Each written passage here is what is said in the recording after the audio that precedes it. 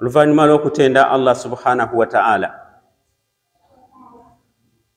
n'okumusaba abeerenga assa ebirungi n'emirembe ku nabbi waffe Muhammadin sallallahu alayhi wasallam, abaddu ba Allah ab'ebitiibwa mbakuutira okubeera nga tutya Allah subhanahu wa ta'ala ekiseera kyonna. Wonna w'oba obadde tya Allah subhanahu wa ta'ala. Lwaki? Kubanga mu nsi Allah kyatwagalamu kumutya. Ate wonna w'oba obadde yaba akulaba newankubadde nga gwe oba tomulaba. Abaddu ba Allah ab'ebitiibwa, entanda esinga obulungi gy'olina okubeera nga weesibirira nayo, ove nayo muno mu nsi ogende naye osinkane Allah wo, eteekeddwa kubanga ejjudde kutya Allah subhanahu wa ta'ala. Bwe kubakubiriza si nze zekka, si lwaleero lwokka, wabula buli ayimirira mu maaso gammwe naddala ku lunaku luno olwokutaano, nkakasa nti tava waggulu okujjako ng'abalamidde abakuutidde okubeera nga mutya Allah subhanahu wa ta'ala. Abaddu ba Allah ab'ebitiibwa, emyezi gye tulimu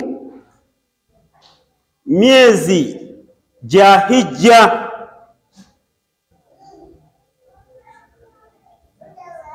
Emyezi gye tuzannyira mu ssaawa eno myezi gya hijja, kugenda Makka kulambula nyumba ya Allah subhanahu wa ta'ala, nga twanukula omulanga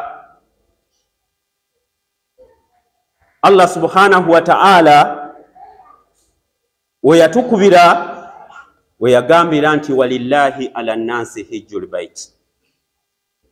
Abantu mbabanja, abantu mbakakasizzaako, abantu balina okubeera nga bagenda e Makka okulambula ennyumba yange eyo enkadde eri e Makka. N'olwekyo emyezi gino, myezi gyonna gya kulambula nyumba ya Allah gye tulimu. Olwo nno ekinyusi ekya hijja kibeere ddala mu mwezi guli gunnannyini linnya eryo nti Dhul Hajji.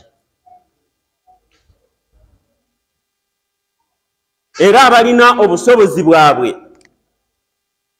bagenda dde nga kibatutte kutuukiriza mpagi eyo, bali Makka n'olwaleero.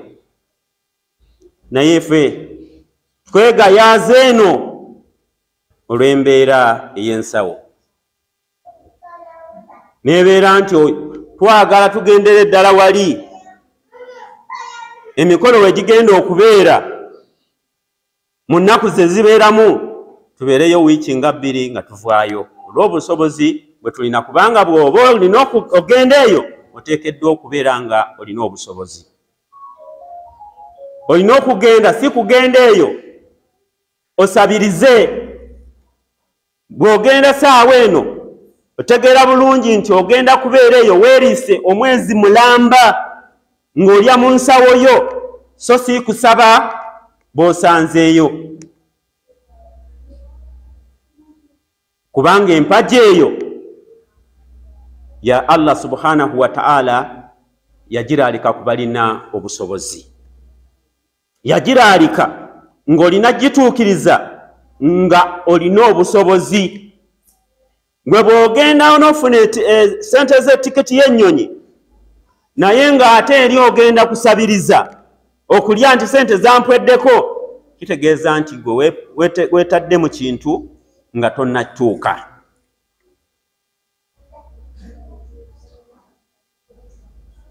Abaddu ba Allah ab'ebitiibwa, ow'ekitiibwa sallallahu alayhi wasallam yatugamba nti obusiraamu buno bwe tuweyagaliramu olina okumanya nti bwazimbirwa oba buzimbirwa ku mpagi 5. Buli omu zaalina okukakasa nti empagi ezo ndina ozituukiriza bbanga lyemmala nga ndina obusobozi bwazo. Empagi esooka yeyo ya shahada ekuyingiza mu busiraamu. Omuntu yenna atalina shahada tabeera musiraamu. N'olwekyo bw'otoola shahada kitegeeza nti empagi omaze ogiyimirizaawo,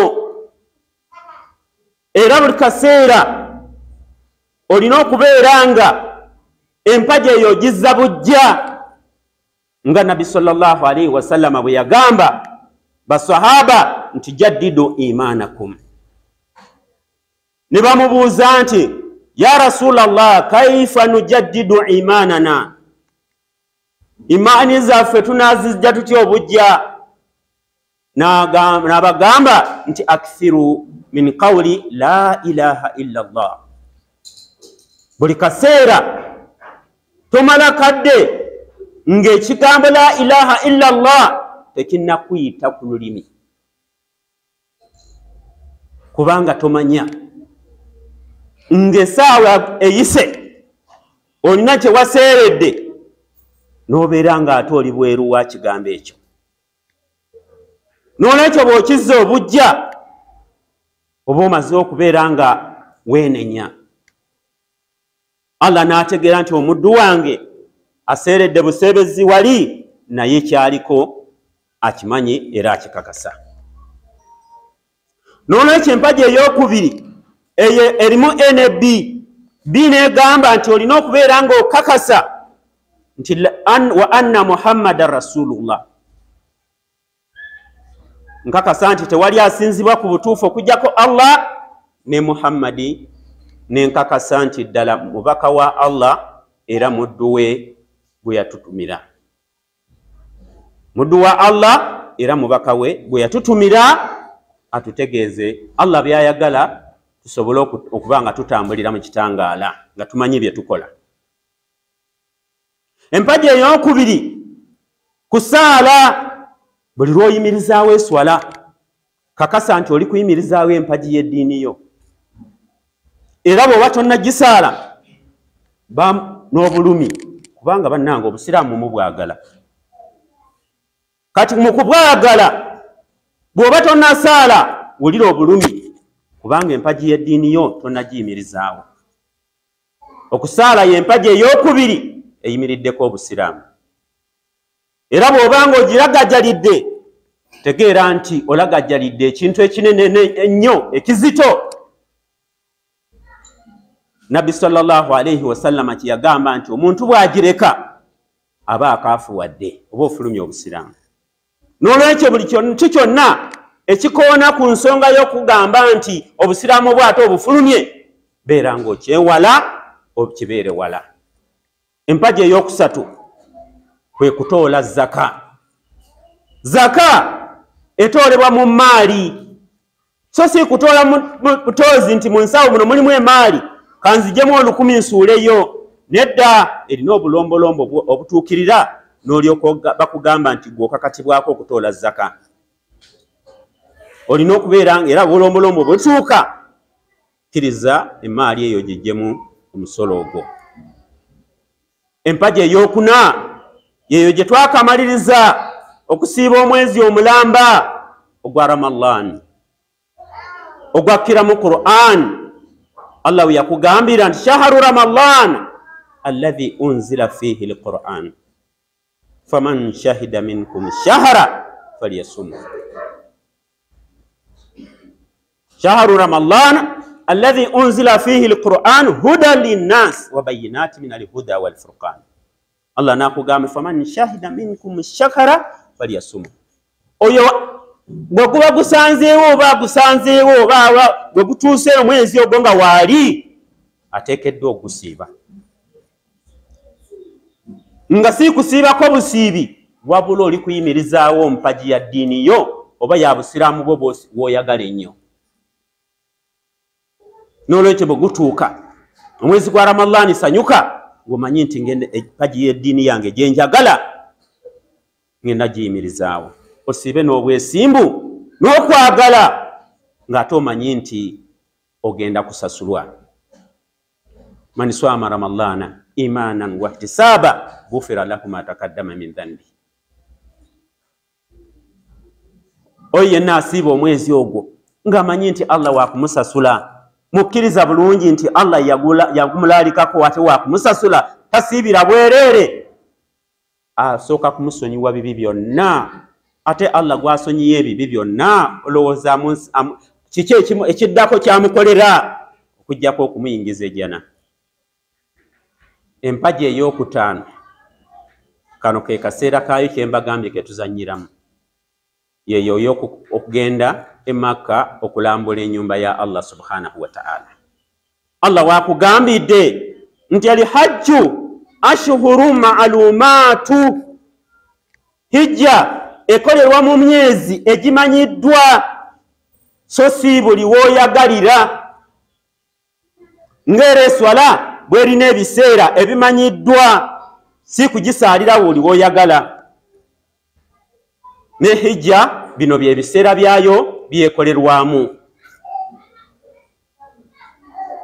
Era abalina obusobozi mbagambye nti bo baatuuka dda e Makka olw'okutuukiriza empaji eyo. Abalina obusobozi nga si bw'amaanyi nnyo naye nga bumala eky'ensonga eyo, n'abantu baabwe okubalekera kye babalekedde, balindako katono, bakyalindako naye nga bali mu ntegeka ez'okugenda basinkane bannaabwe olw'emikolo egitandiika egya hijja batuukirize empaji eyo. N'olwekyo abaddu ba Allah abadde nga mugayaavu ebirowoozo tebikiriiko, bino biseera bya hijja. Leka kugamba bugambi nti nze sirina busobozi, wabula wulira okunyolwa mu mutima gwo nga bw'oyagala eddiini yo. Mu kunyolwa okwo wegayirire Allah akuwa obusobozi, akuwa obusobozi essaawa yonna ebbanga n'obulamu obulungi osobole okubeera ng'otuukiriza oba ova mu bulamu buno ebbanga lyo ne liggwawo ery'okuwangala ku nsi, at least ng'otuuseeko ku nnyumba ya Allah. Beera mu mutima muli nga omutima gwo tahawi ilayhim, nga gululunkanira, guwulira obwagazi muli okugendako ku nnyumba ya Allah n'okulaba ku baganda baabwe abali eyo. Nga Ibrahimu alayhi salam bwe yasaba Allah subhanahu wa ta'ala, kuba Allah ng'alagira Ibrahimu okuzimba ennyumba eyo, yamulagira agenda asenga awo wennyini abeeraawo. Naye n'amugamba nti ayi Allah, ekifo ky'ontaddemu nga kikalu, ekifo ky'ontaddemu nga kikalu n'abantu tewali, bali wala. N'agamba nti ayi Allah, inni askantu biwadin rabbi inni askantu min dhurriyyati biwadin ghayri dhi zari' inda baytika al-muharram rabbana liyuqimu as-salah faj'al af'idata minan nas tahawi ilayhim warzuqhum min ath-thamarat la'allahum yashkurun. Eyo dduwa Allah yajanukula, eyo dduwa Allah yajanukula. Naye ng'oyagala okutegeera nga Allah yajanukula, okusookera ddala buli eyeewulira muli nti musiraamu ayagala obusiraamu bwe, wallahi omutima mwetaavu okutuukako okukaaba. Omutima gululunkanira nti naye nze ndituukako kukaaba awo. Ali gyali naye ng'omutima gwagala gugende wali. agenzeeyo tayagala aveeyo.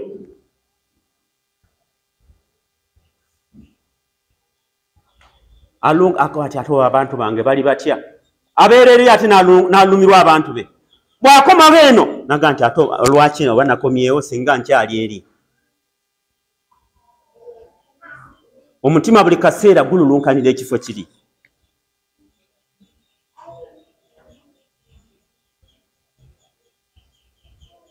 N'olw'ensonga eyo Allah subhanahu wa ta'ala ng'oyagala okulaba nga duwa yajyanukula, genda Allah akusaasira otuukewo. Ojja kulaba enkuyanja n'enkuyanja y'abantu, abantu obungi abatabeerangako mu kifo kimu mu nsi yonna, naye nga bonna balya banywa ne basuula n'okusuula ku dasitibiini, naye nga tebalima.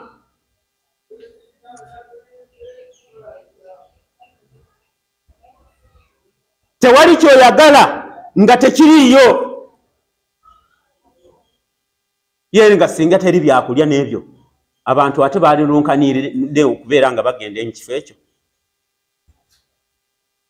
N'olwekyo ne duwa Allah gyanti warzuquhum minas thamarati la'allahum yashkurun. Nsaba obagabirire abantu abo emitima girulunkanire eno eri abantu bano ku nyumba yo, ate obagabirire oba oli abo bayinza okwebaza.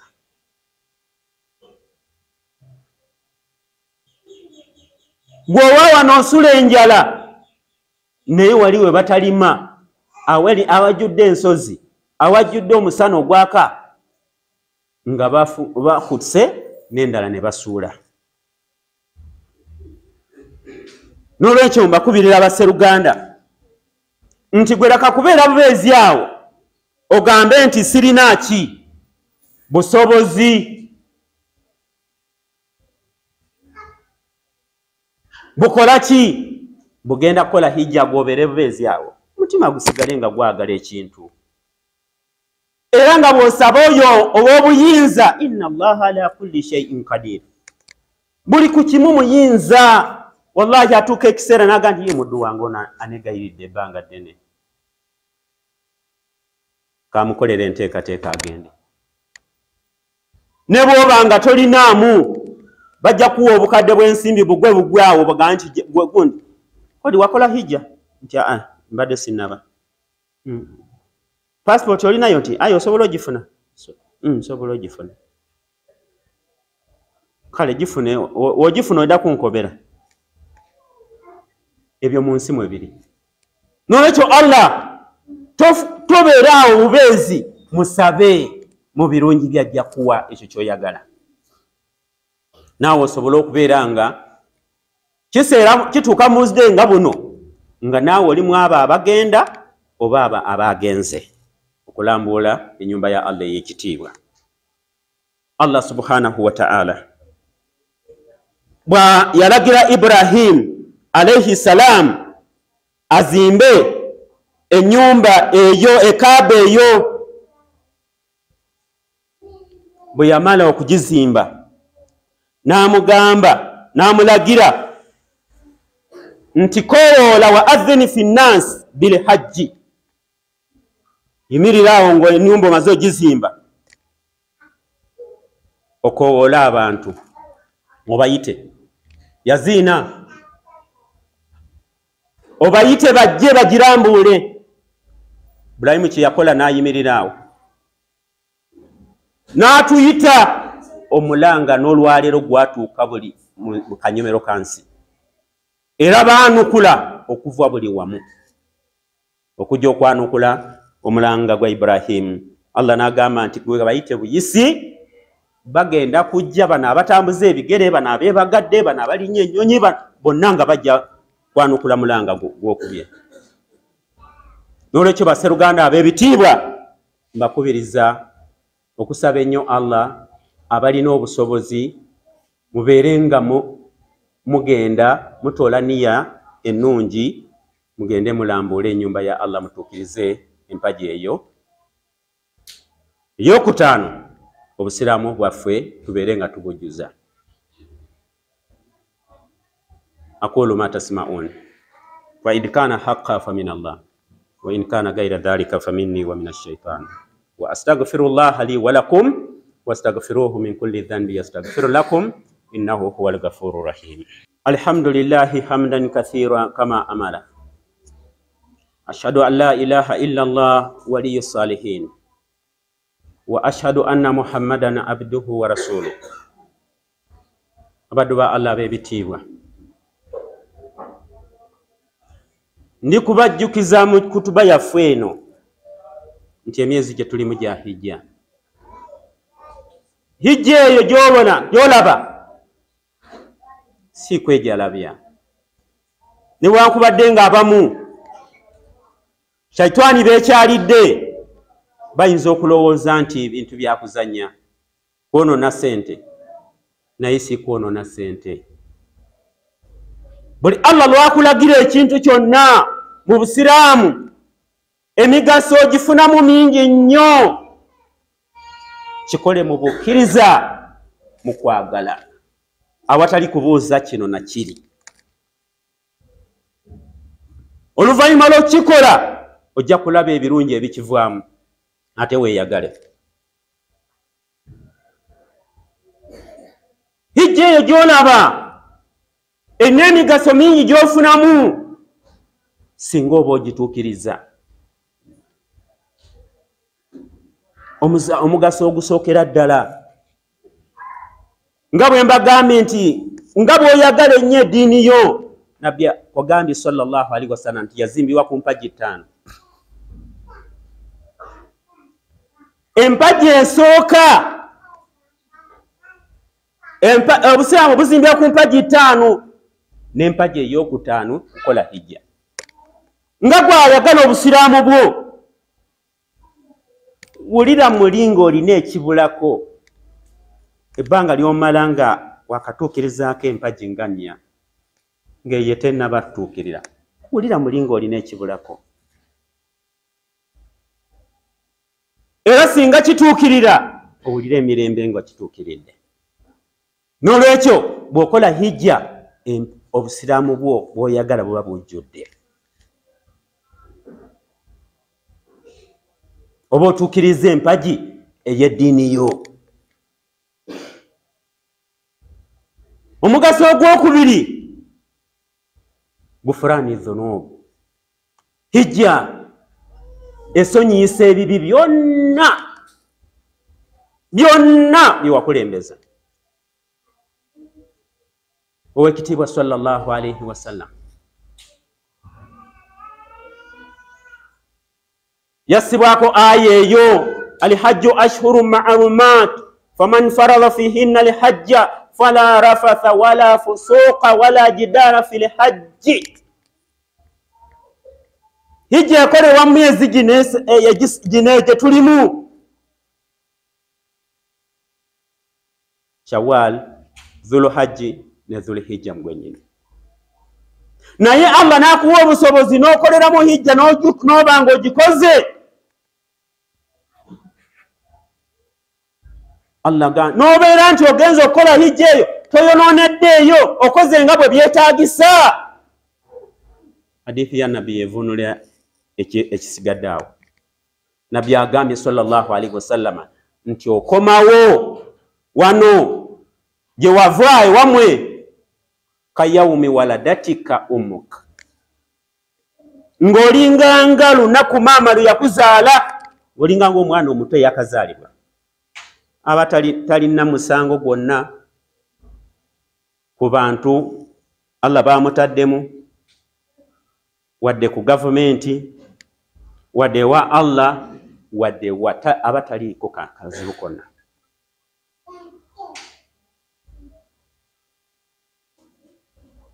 Naawe akoze hijja neetuukirira bulungi ng'otuukiriza ebyetaagisa byayo, okomawo wano ng'olinganga omwana omuto nga toliiko kabi konna, kasobyo konna, kazambi konna. Ogwo omugaso oba ogufunye. Omugaso ogwokusatu, nja koma kwogwola obufunda bw'obudde. Nabi sallallahu alayhi wasallam yatutegeeza nti hijja wojje Allah azaawo obuzza. Gamba nteri muddu okuyitiriza kukola umura ne hijja kyokwongera bugagga. N'olwekyo leka kulowooza nti engeri gy'oggyeewo emiliyoni 23 obwavu ogenda kufa bwavu. Ekyo kikafuuwe era kijje mu bulowooza. N'olwekyo hijja bw'ogikola obulungi obugivaamu budda gy'oli era gwafunamu Allah talina kyasalwa. Era kyekyo Allah kyakugambye nti singa obeera n'obusobozi n'ogaana okubeera nga okola hijja eyo,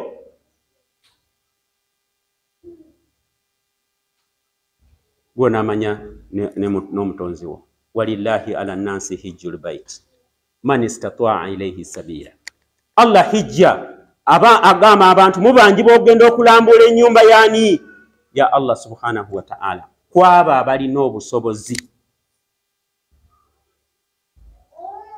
Empagi ziri 5 ezimiddeko obusiraamu, naye 3 zino zitubuna ffenna. Ndina obusobozi sirina. Ogenda kuzibuuzibwa, ogenda zibuuzibwako.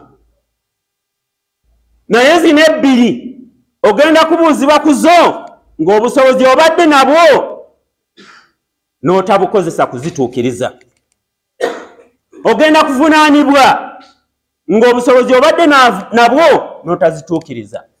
Empagi ey'ezzaka n'obeera n'emaali n'ogamba nti bwe najjawo maali yange egenda kwonooneka, ngenda kwavuwala, egenda kendeera. Nga Nabbi agambye nti manakasatan maalan qatun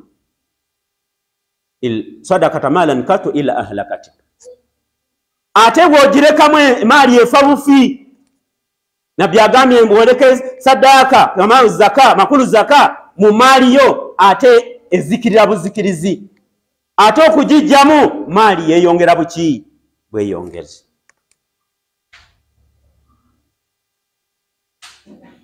Nabwe kito ne hijja Nabbi agambye sallallahu alayhi wasallam Allah nga bw'atugambye nti agikakasiza kwaba balina obusobozi. Bw'obeera n'obusobozi n'otagijjaamu n'otagenda kukola hijja, Allah n'akujjululanga togikolanga, ate ng'obusobozi yabukuwa imma mu kunyomerera mutagala kwonoona ssente zo. Allah abuyise bukafiiri. Agamba faman kafara fa inna Allaha ghaniyyun 'anil 'alamin. Anajeema n'agaana okugenda okukola hijja amakulu ng'alina obuki? Obusobozi. Sijja kulabagana naye. Nze ndi mugagga. Sirina bwetaavu ku hijja ye. Ye yaba alina obwetaavu.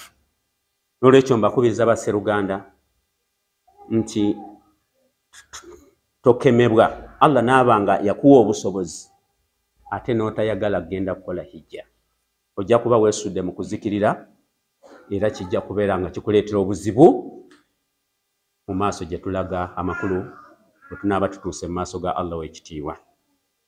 Allahumma salli ala Muhammad wa ala ali Muhammad kama sallaita ala Ibrahim wa ala ali Ibrahim fil alamin innaka Hamidum Majid wa barik ala Muhammad wa ala ali Muhammad كما باركت على إبراهيم وعلى آل إبراهيم في العالمين إنك حميد مجيد.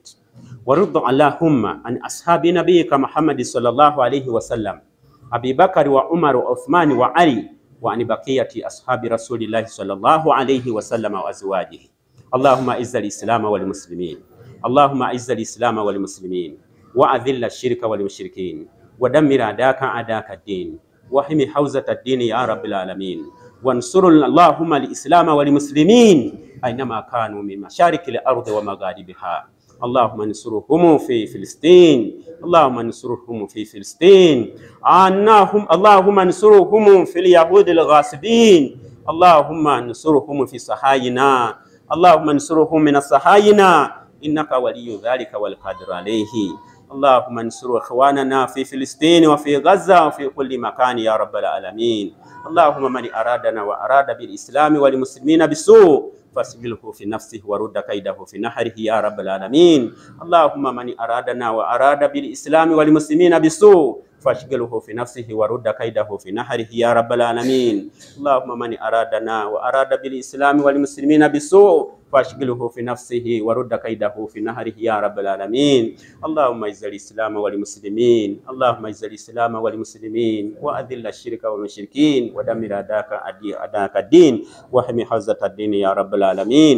اللهم آت نفوسنا تقواها وزكها أنت خير من زكاها أنت وليها ومولاها. اللهم إنا نسألك الهدى والتقى والعفاف والغنى. اللهم إنا نسألك الهدى والتقى والعفاف والغنى. اللهم إنا نسألك الهدى والتقى والعفاف والغنى. واجعل ولايتنا في من خافك واتقاك وتبع رضاك يا رب العالمين. واقم الصلاة إن الصلاة كانت على المؤمنين كتابا موقوتا.